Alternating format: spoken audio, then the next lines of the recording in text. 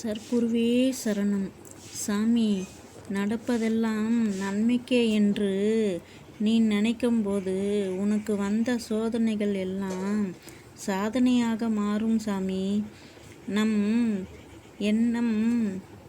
எண்ணம்தான் அனைத்திற்கும் காரணம் சாமி.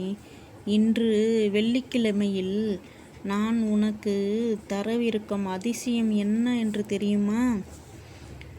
நீ வெகு நாட்களாக என்னிடம் கேட்ட வீடு கட்டும் எண்ணம் நிறைவேறும் சாமி.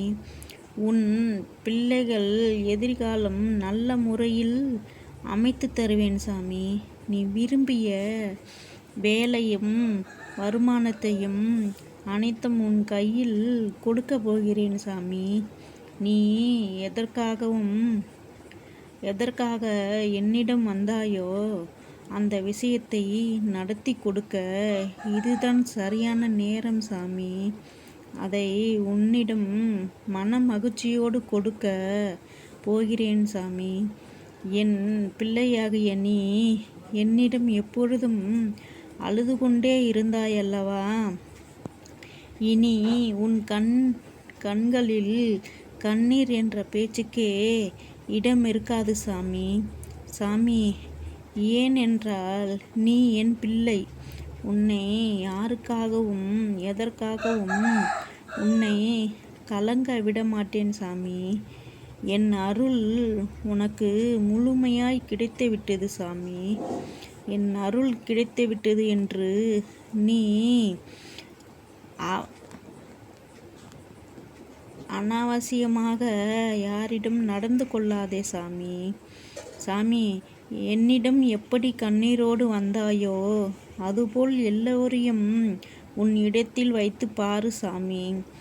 நீ மற்றவர்களுக்கு உன்னால் முடிந்த உணவு தானம் செய் சாமி. உனக்கு நான் இருக்கிறேன் சாமி. உனக்கு அள்ளி கொடுக்க நான் இருக்கிறேன். நீ வாழ்க்கையில்